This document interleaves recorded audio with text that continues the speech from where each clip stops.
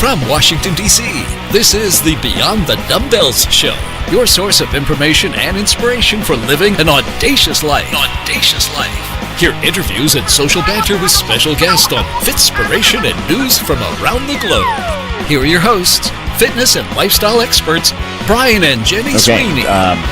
BTBD. Did I get it right? BT, no. BT, beyond the BTDB. Yeah. BTDB. Yeah, that's what I meant. So it's all we already consonants. did this once. It's all That's consonants. why I'm laughing so hard. It's a hard thing to let roll off your tongue. It is. I'm going to get it wrong in a minute anyway. I'm going to try it.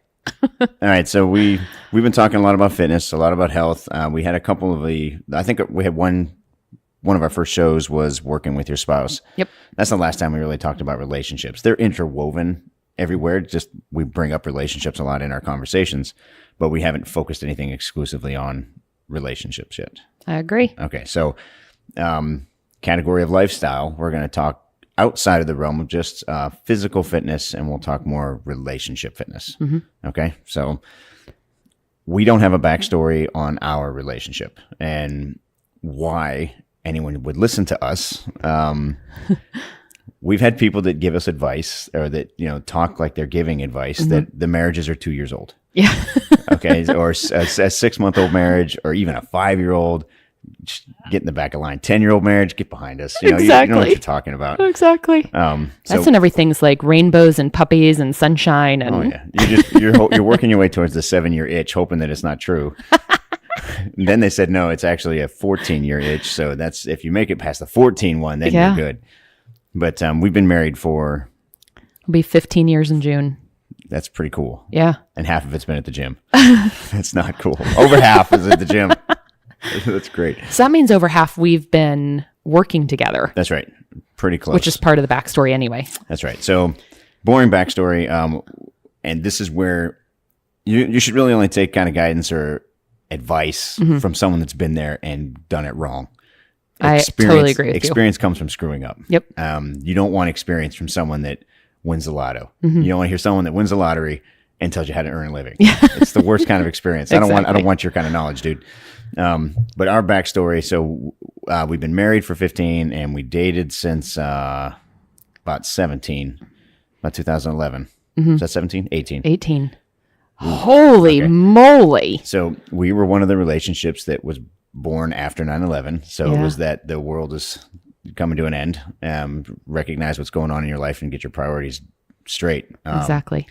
But before that, let's start with yours since I'm already talking too much. So before we met, what was your background in dating and? So before we met, hopefully my mom's not listening to this one because she'll interject some way.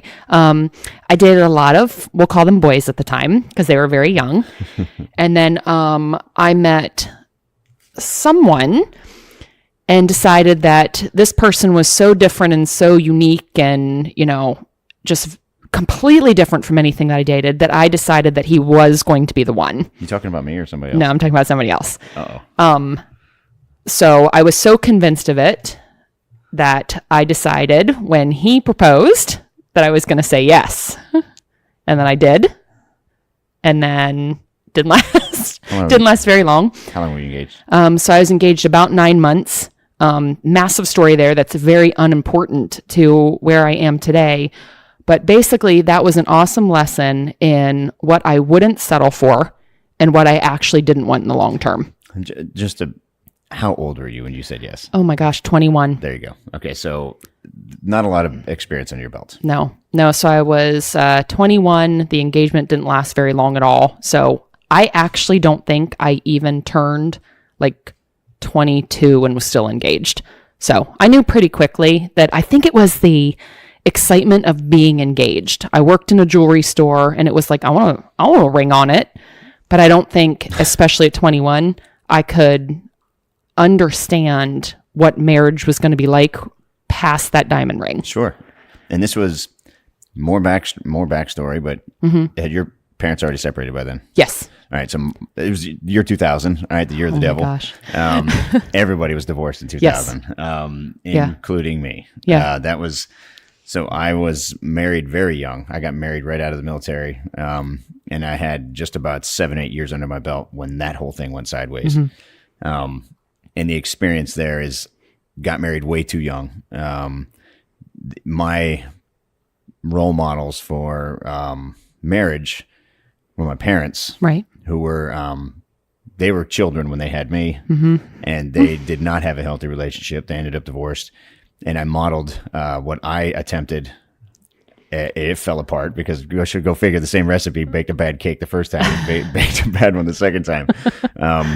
But there were lessons, and this is as far as we need to go into the backstory, except to say that we both had relationships that kind of got serious. My lessons, I mean, obviously I put more time into it than your engagement, but of course. After 7.5, 8 years, I made a lot of mistakes. And typically a divorcee, that's not... As soon as you become a divorcee, they say that the statistics are already 50% are going to get divorced. It's double for a divorcee. Right. There's a very likely chance that if you've been divorced, you are going to get divorced again. I know. Just the tolerance is low, and ability to put up and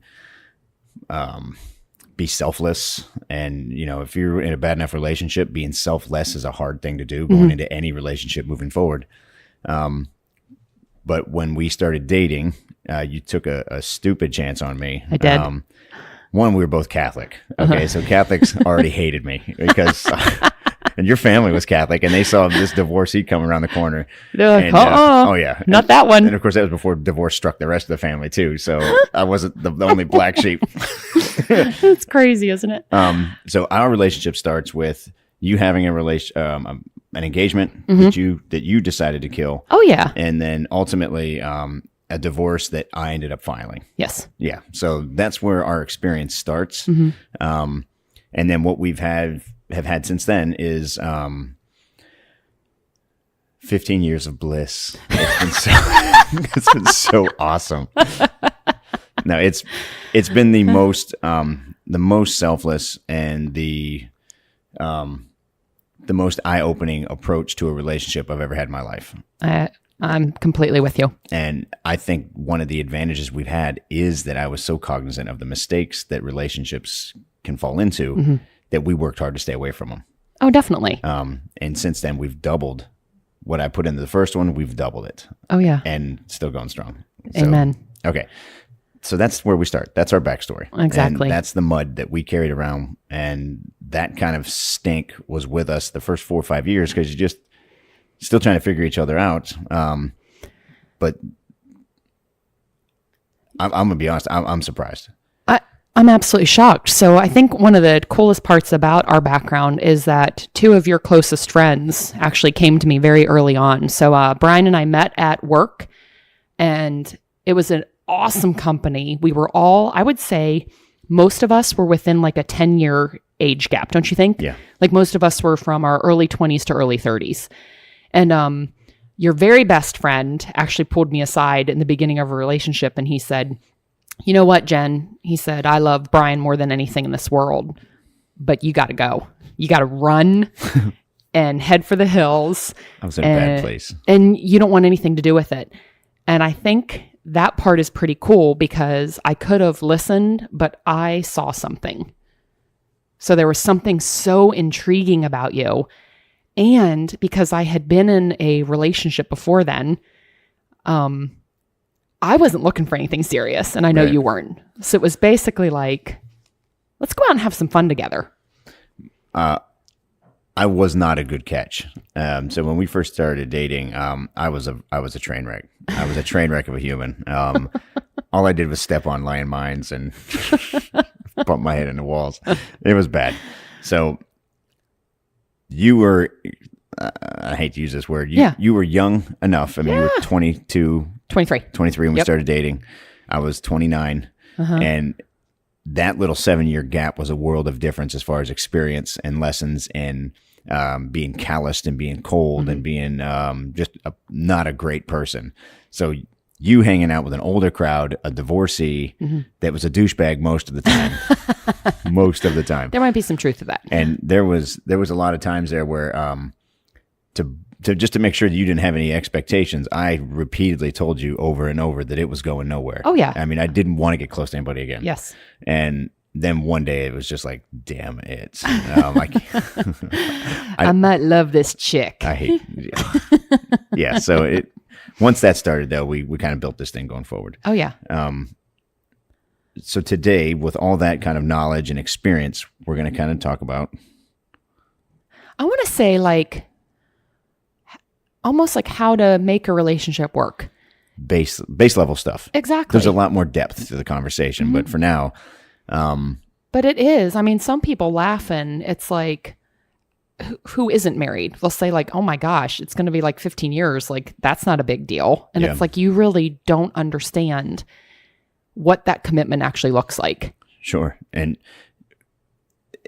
when I grew up, it was if you make a mistake, it was the end of the world. Right. And, you're not allowed to make mistakes. If you make mistakes, they were huge fights. That's what went on in my house growing up. Since we've moved forward into this relationship, and then let's go through what, our faith at the time taught us about, CCD going through high school and then pre-Cana before you got married in the Catholic Church.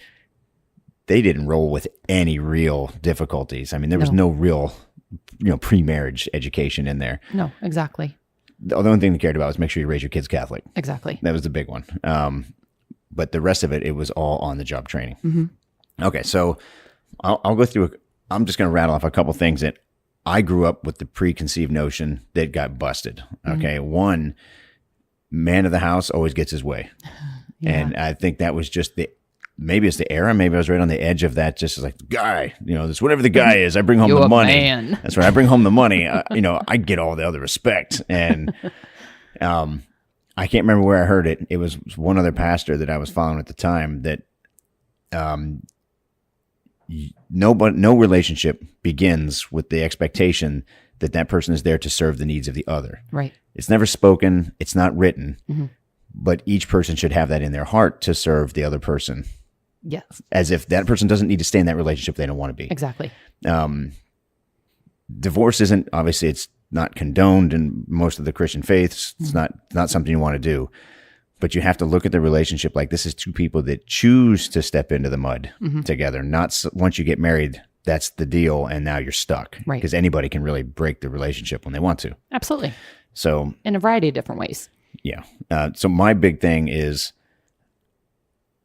I have to make sure that you want to be in a relationship with me as opposed to, well, we're married, so you're stuck. Right. That mindset right there will change everything about the way you treat that other person. Definitely. Just because you said I do doesn't mean that's it. No, I totally agree. And the person you're in a relationship with should do everything in their power to make you want to stay. And to make you, I always say every single morning, and I mean it, I wake up and I decide I'm going to be in it. I am in our marriage because you don't know what's going to happen throughout that day. Right. That can throw you.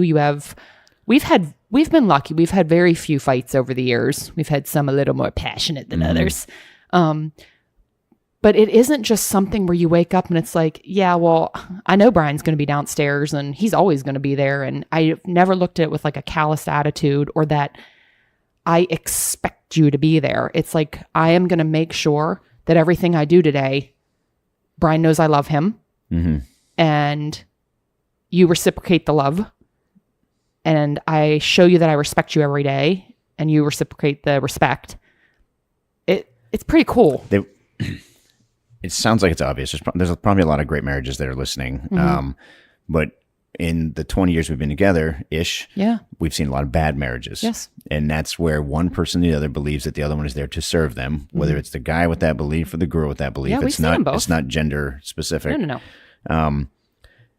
But to truly go into a relationship and be selfless means you don't keep score. You and to bring a little bit more of the Christian faith in, you're supposed to serve your spouse as if you're serving Christ. Yep. You get tired of taking out the garbage, pretend Jesus asked you to do it. Yeah. You get tired of washing the dishes, you're not doing it for your spouse, you're doing it for Jesus.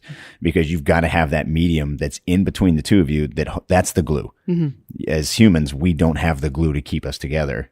We need the faith of, a higher power. Certainly. To say, it's a 3-way commitment to a marriage. It's not just a 2-way commitment. Oh yeah. And I think people get they get caught up on the silly little things where it's like, if you leave a pair of pants on the main level and I see it, just go pick it up and bring it upstairs. Or like if I leave, I'm pretty good at leaving glasses everywhere. If you see it, just bring it. It doesn't mean that I left it for you to get, and you don't leave things for me to get, but it's like, wait a minute. We're both in this. What does it matter? It's a very token example, but when you multiply that over 17 years of dating and the 15 years of marriage, that's a lot of socks on the floor. That's a whole lot of dishes. I wasn't going to bring up your socks. They're all over the place. But that is where every day resets that score that people have the inclination to keep. People are like, well, I do everything around here. It's like what did we hear recently? No one ever really, crap, how was it worded? Everyone thinks they're doing more for the other person than what they're doing for them. Absolutely. What's funny though? I think that the opposite about us. Oh, so wow. I think that you way outgive and way do more than me. That's how you make me feel anyway. So that's how each other should make each other feel. If you've got that indebted feeling all yeah. the time, not indebted like indebted, but you can't outserve the other person, then that's a money way to keep a relationship. No, I mean, you do so many of these little things that you don't even know that you do. Oh, wow. That it's like, well, crap. I'm pretty great. Now it looks like he loves me more. Now I got to step up my game. That's after 15 years. That's awesome. Yeah. And in the first couple of years, it's all about that, but it wears off quick, and it's only through will does it keep happening.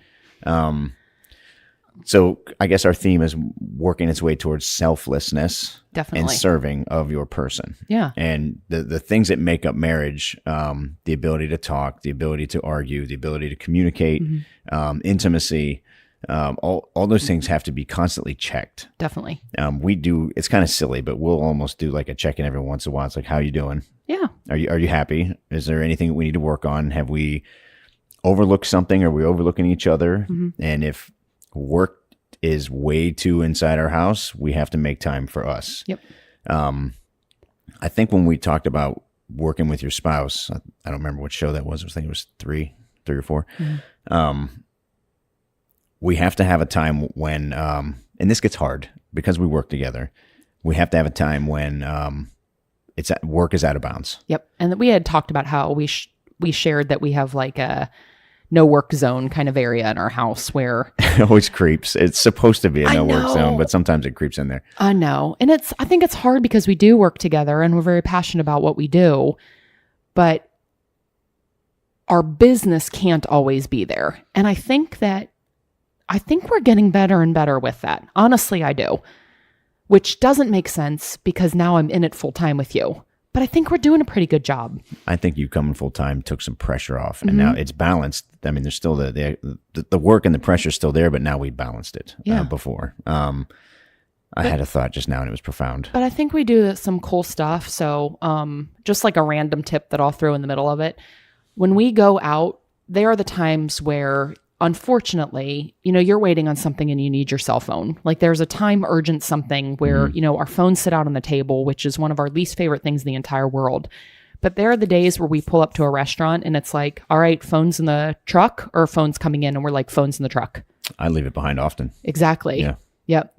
And it's just one of those things where it's like, understandably, if something's urgent and legit urgent, not like you're just pretending it's urgent because you're waiting for like a pop-up on Facebook, but there's something where you need a response to something that needs the attention within that next hour, then the phone comes in. And as soon as you deal with it, the phone's upside down or they go in my purse or... The phone is the modern day screaming baby. Yeah. It robs your attention. It takes your focus. And it's just always there. Yes. That leads me to this thought. And that's where we don't have kids. We decided in the beginning that we were going to be selfish people and just, we're going to take care of each other. Exactly. But with couples and relationships that we know, the example of the phone it's the same example, just insert whatever it is in your relationship that is stealing the time from each other. So we put because we work together, the job is very intertwined in our personal lives. Definitely. And because we have so many relationships with our job, that those people are intertwined in our relationship. Yes. But if you have kids, look at kids as if it's a big phone. The kids can't take the priority of your relationship. Of course. The job can't take the priority of the relationship. The hobbies, the activities, whatever it is that you do that you think you need, the relationship has to come first. Always. Some Dr. Phil shit where it's like, oh, you need to take control, be who you are. And the word codependency got thrown around a lot in the 90s, where it was like, oh, you don't do well without your significant other, you're codependent. And I don't think it's possible when in your vows you say two become one. Right. That means things are different. You can't be the single person in a married relationship to where it's like, well, we know people that take vacations without their spouses. Yeah. What the holy hell is that about? Yeah. And it's not even just, it's not like they are doing, a quick overnight with somebody. It's like they're gone for a week and then they don't vacation with their spouse. No. Ever. It's crazy to me. Yeah. And I think that's where I'm old fashioned. Oh yeah. Because we barely get time to breathe. Mm-hmm. And we're drifting. Sorry, we'll tighten back on the line real quick. But if you're going to take vacation on your own, that means the other person either has to take vacation on their own, or he or she doesn't get one. Yes.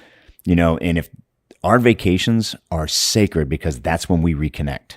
Yes. That's why you do vacation. Hell yeah, you want to drink. Heck yeah, you want to party. That's all good. But you need to come back as if you fell back in love again. Yes. The job is quiet. Yes. You don't do work. You don't bring the crap and the drama to your vacation, because vacations are meant to mentally and physically reset you. Exactly. And it does not mean you have to go somewhere extravagant and spend thousands of dollars or whatever. Nope. Sometimes a vacation can be an overnight in a hotel where you're just together. Break the pattern. Exactly. Do something different. And it signifies in your brains, we're away together. Yes, I feel like, so we saw Justin Timberlake, and I feel like even though that was one night away from our house, don't you kind of feel like we were gone for days? Yes. Because we got to connect, experience something that we both love. Like we got to walk around DC and we just got to be together. The minutes and hours that you reclaim for each other are like days. Yes. Especially when on a day-to-day basis, you have so little of that time to share. Yes. That getting a 12 to 16 hour chunk of time together is days worth of our normal routine. Oh, yeah. You and I get to eat dinner tonight together at night. The last 45 minutes to 60 minutes of every day is ours. Yes. The rest of it goes to everybody, everything else. Yep. So when I get 16 hours at one chunk, that is 16 days worth of time together. Mm-hmm. That's a lot. No wonder it feels like a break. Holy moly. That's a breakthrough. So if you're, when you, whoever is listening, how do you assess whether or not your relationship is healthy? Mm-hmm. And this has come of a pair of veterans. Exactly. All right. So, so I would say, if I may, you may, is one of your first thoughts in the day about yourself or your significant other?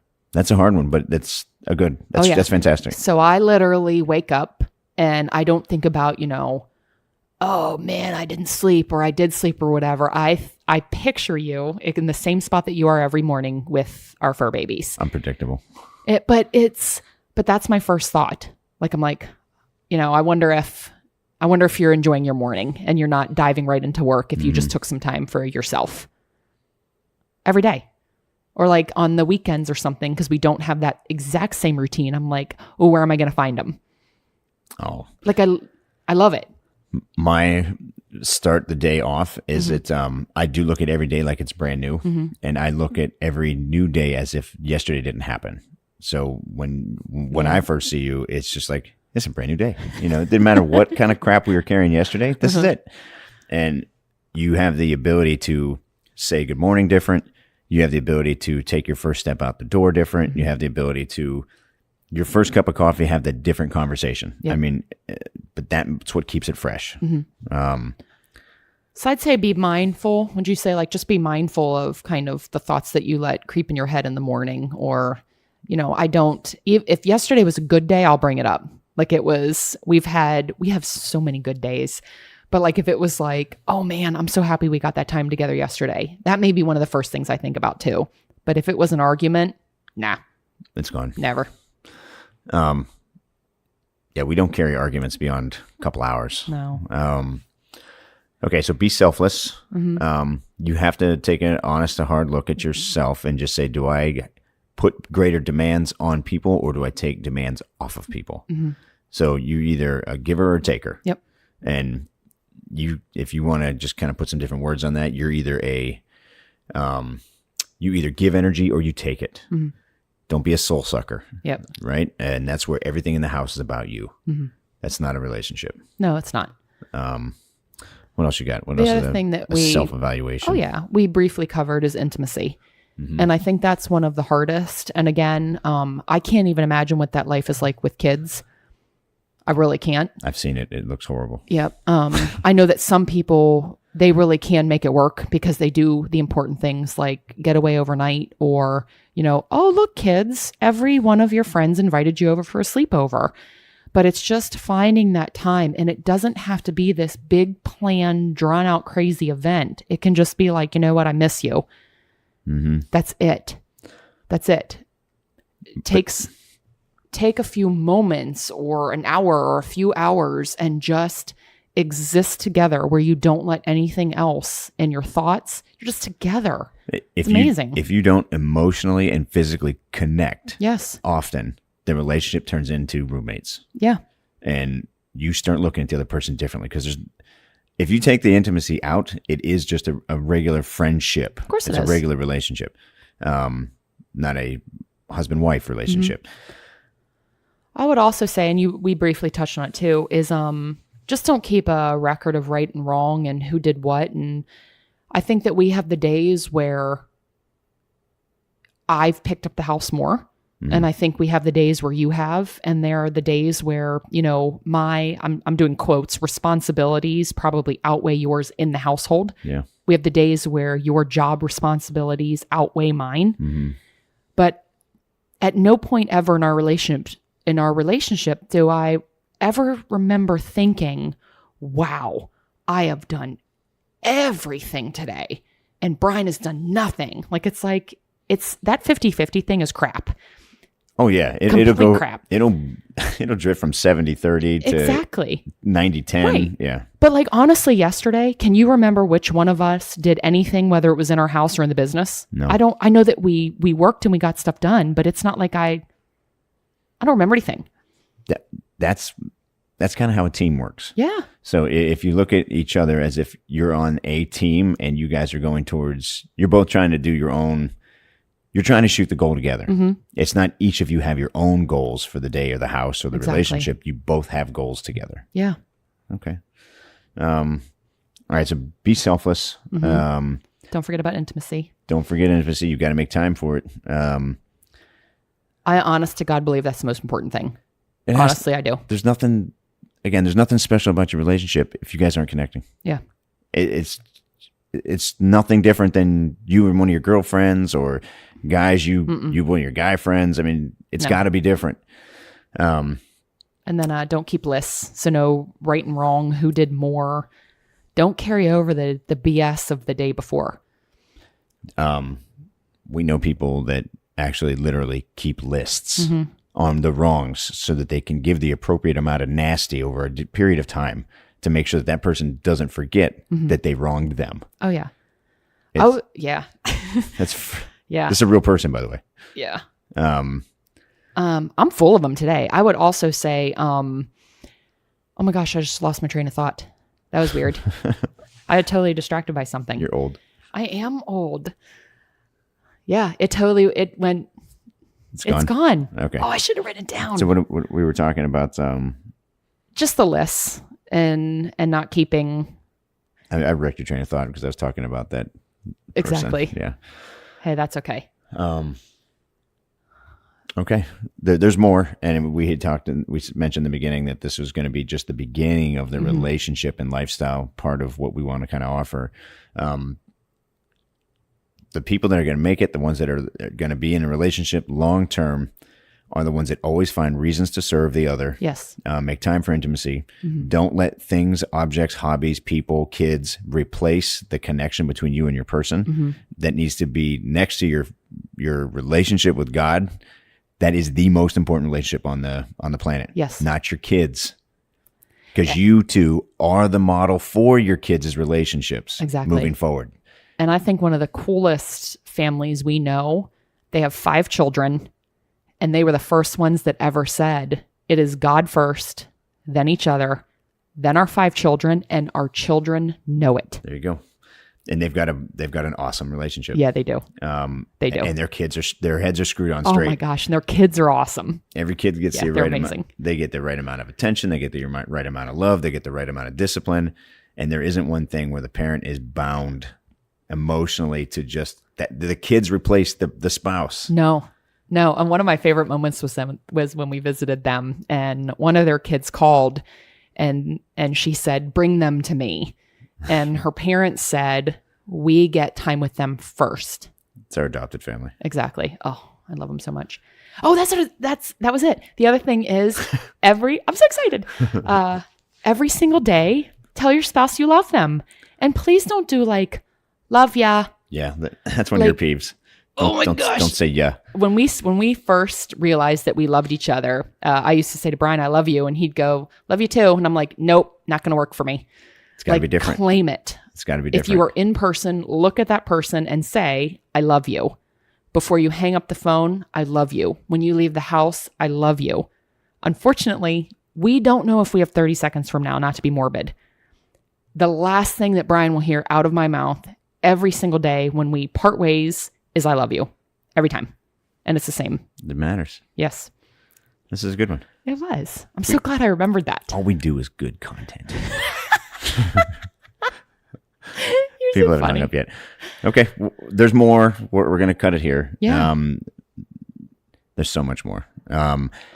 Thank you guys for the feedback and for the shares. And it's fun to see this thing grow. We're stepping it up now and just getting more out to you so that we don't lose this relationship. Definitely. The reason we do the backstories is so you understand who we are and what we are and where we're coming from. We will be as transparent as we can, and we'll be as forthcoming with truth. You're not going to get any sugar-coated. There's no BS here. There's no Instagram story version of the Sweeneys. No. We have a bad day. We're going to talk about it. Yeah.